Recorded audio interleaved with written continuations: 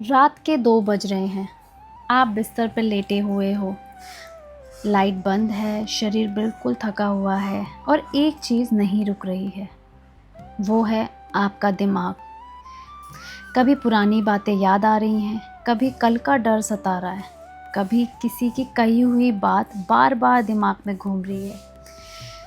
कभी आप उन रिश्तों के बारे में सोच रहे हो जो टूट गए हैं, कभी पैसों की चिंता, कभी बच्चों की, कभी अपने हेल्थ की।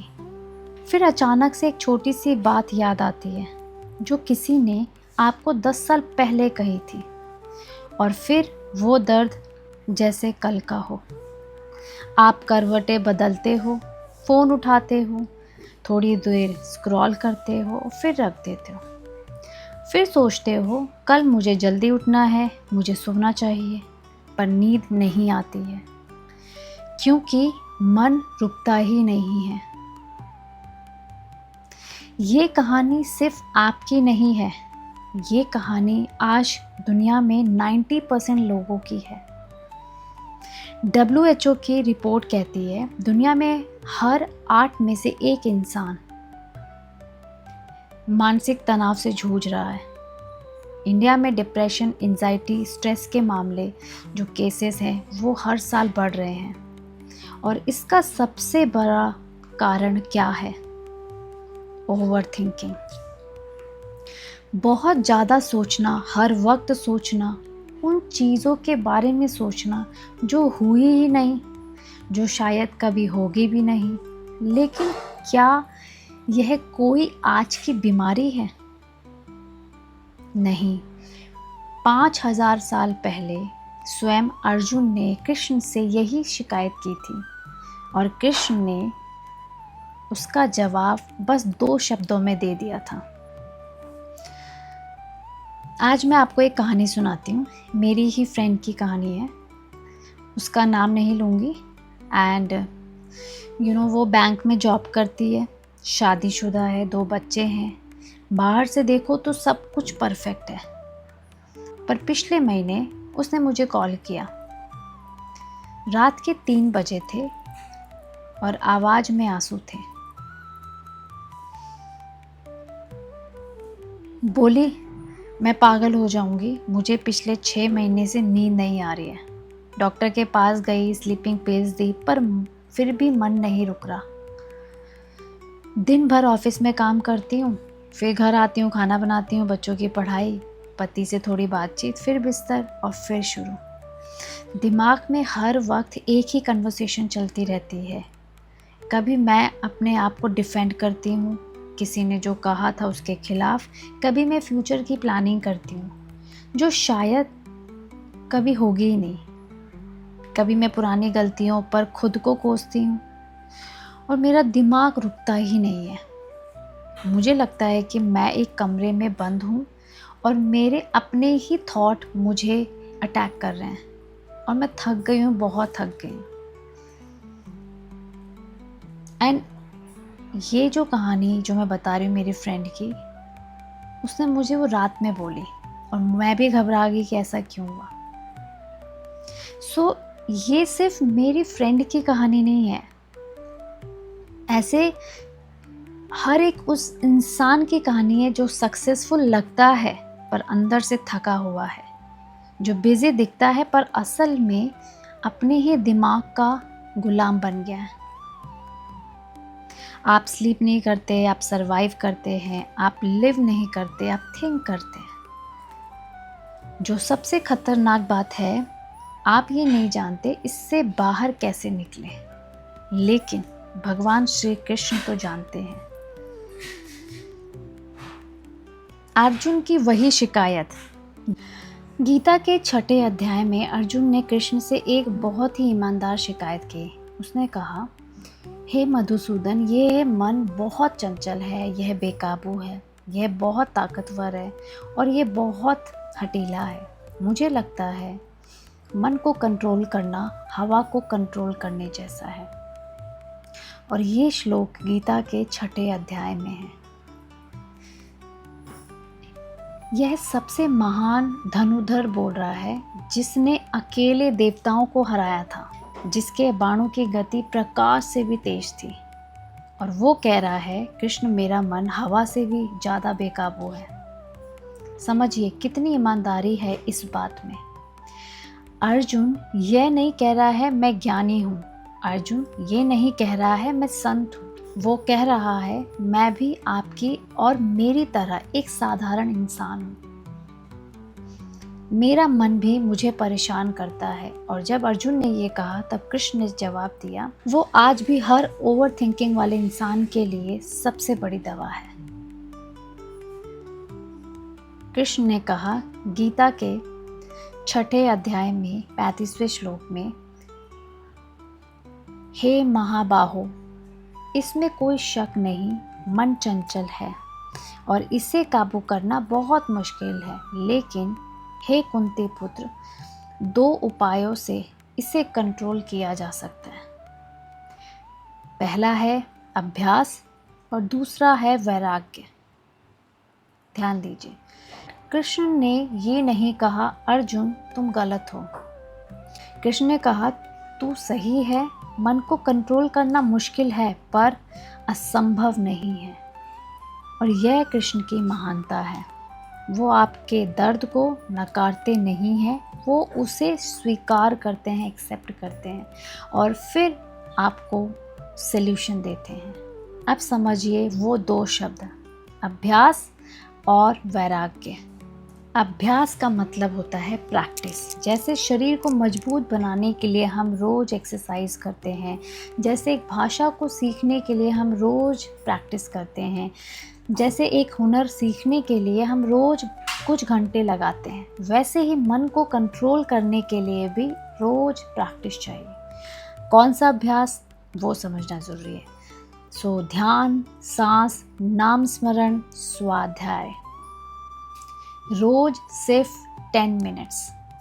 जब सुबह उठते ही किसी शांत जगह पे बैठिए, आंखें बंद कीजिए, अपनी सांसों पर ध्यान दीजिए, इनहेल कीजिए, एक्सेल कीजिए और ये डेली 5 मिनट कीजिए। जब विचार आए, और वो आएंगे, बहुत आएंगे, तो उनसे लड़िए मत, बस उन्हें देखिए और फिर वापस सारा ध्यान सांस पर लेकर आइए। और ये प्रैक्टिस है।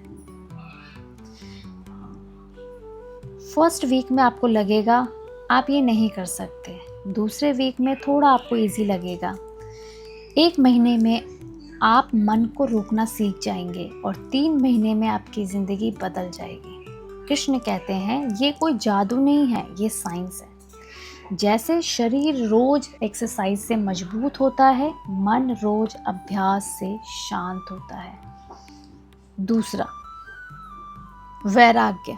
अब यह शब्द बहुत लोग मिसअंडरस्टूड करते हैं। लोग समझते हैं वैराग्य का मतलब होता है दुनिया छोड़कर जंगल में चले जाओ, साधु बन जाओ। नहीं, कृष्ण का वैराग्य ये नहीं है। कृष्ण का वैराग्य है डिटैचमेंट फ्रॉम आउटकम्स। मतलब हर चीज़ का रिजल्ट आपके कंट्रोल में नहीं है, तो हर चीज़ का रिजल्ट आपकी मानसिक शांति को कंट्रोल नहीं करना चाहिए। समझिए एक उदाहरण से, आप ऑफिस में एक प्रेजेंटेशन दे रहे हैं, आप पूरी तैयारी से देते हैं, ये आपका कर्म है। अब बाद में सोचते रहना क्या उन्हें पसंद आया, क्या मेरा प्रमोशन होगा, क्या मेरी इमेज तो नहीं बिगड़ेगी, ये ओवर थिंकिंग है। तो वैराग्य कहता है मैंने अपना सबसे अच्छा दिया, अब रिजल्ट जो होगा वो होगा, मुझे चैन से सोना है। समझ रहे हो? तो वैराग्य का मतलब उदासीन होना नहीं, बल्कि डिटैचमेंट, एंगेजमेंट। पूरी जान से काम करो पर रिजल्ट की चिंता मत करो। जब आप ये सीख जाओगे, आपके दिमाग में चलने वाली 80% कन्वर्सेशन ख़त्म हो जाएगी, क्योंकि वो कन्वर्सेशंस किसी और के बारे में नहीं, वो रिजल्ट के बारे में है। वो क्या सोचेंगे, मेरा क्या होगा, अगर ऐसा हुआ तो, अगर वैसा हुआ तो, यह सब वैराग्य के साथ रुक जाता है। अब आता है तीसरा, मन को मित्र बनाना। एंड ये बहुत इम्पॉर्टेंट रूल है।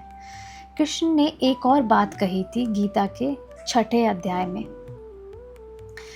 एंड ये सुनकर आपके रोंगटे खड़े हो जाएंगे कि मन ही आपका सबसे बड़ा मित्र है और मन ही आपका सबसे बड़ा शत्रु है। कृष्ण कहते हैं आपका मन आपका दुश्मन तभी है जब आप उसके गुलाम हैं। जैसे ही आप उसके मालिक बनेंगे वो आपका सबसे प्यारा दोस्त बन जाएगा। और मन को मालिक बनाने का एक ही तरीका है, अगेन, अभ्यास और वैराग्य। रोज का अभ्यास, रोज का मैं रिजल्ट का मालिक नहीं हूँ, याद रखना बस। अब ये आपकी जिंदगी में कैसे काम आएगा? अगर आप रात को सो नहीं पाते, कृष्ण कहेंगे सोने से 30 मिनट पहले, सोने से 30 मिनट पहले फ़ोन बंद करो, बैठ जाओ, 5 मिनट अपने ब्रीथ पर ध्यान लगाओ, मन में हरे कृष्ण करो और फिर सोने जाओ। पहले 3 दिन मुश्किल होगा, पर चौथे दिन आपको नींद आने लगेगी। अगर आपको हर वक्त किसी की कही हुई बात याद आती है तो कृष्ण कहेंगे उसका कर्म उसका, तेरा कर्म तेरा। उसने जो कहा वो उसकी सोच थी, तू उसका स्लेव नहीं है, तू उसका गुलाम नहीं है।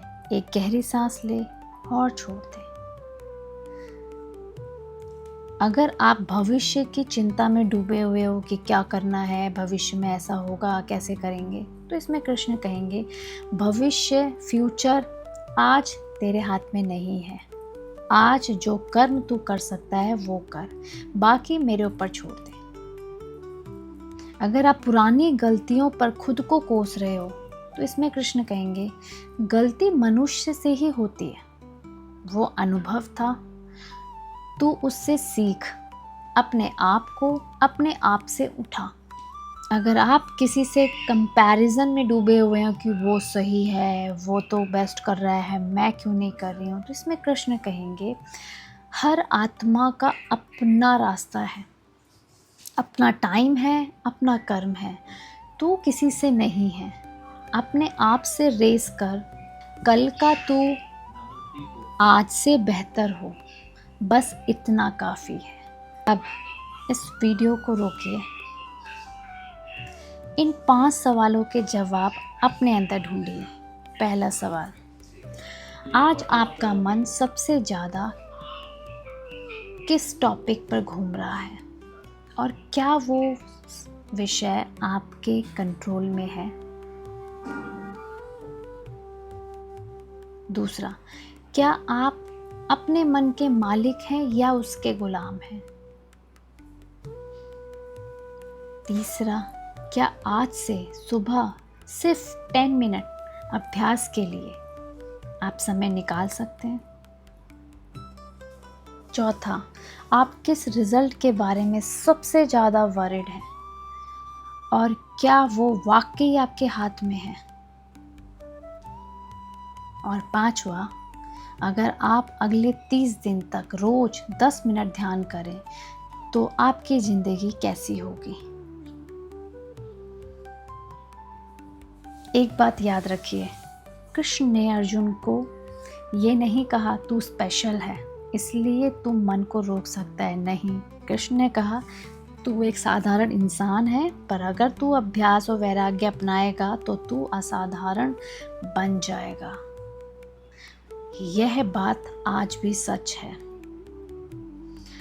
आप अभी पागल नहीं हो रहे हो, आप खराब नहीं हो, आप वीक नहीं हो, बस आपका मन आज तक अनट्रेन्ड है। जैसे एक अनट्रेन्ड घोड़ा हर दिशा में भागता है, आपका मन भी हर दिशा में भागता है, पर वो ट्रेन हो सकता है। और जब आप ट्रेन कर लेंगे वही मन जो आज आपका दुश्मन है वो आपका सबसे प्यारा साथी बन जाएगा। आप शांत होंगे, रात को अच्छी नींद आएगी, दिन में आप प्रेजेंट रहेंगे, रिश्तों में मधुरता आएगी और सबसे बड़ी बात, आप अपने मन को पहचानने लगेंगे। श्री कृष्ण कहते हैं जो आपके मन को जीत लेता है वो ब्रह्मांड को पा लेता है। आज से शुरुआत कीजिए, बस 10 मिनट रोज। जय श्री कृष्ण। अगर ये वीडियो आपके दिल तक पहुंचा है तो 2 काम कीजिए। पहला, इस चैनल को सब्सक्राइब कीजिए और बेल आइकन दबाइए। दूसरा, ये वीडियो उस पर्सन तक भेजिए जो रात को सो नहीं पाता, जो ओवर थिंकिंग से थक चुका है। और कमेंट में लिखिए, मैं 10 मिनट शुरू करूँगी, ताकि मुझे पता चले आप आज से बदलने का प्रॉमिस कर रहे हो। मिलते हैं अगले वीडियो में, तब तक सांस लीजिए और मन को रोकना सीखिए। जय श्री कृष्ण। जय श्री कृष्ण।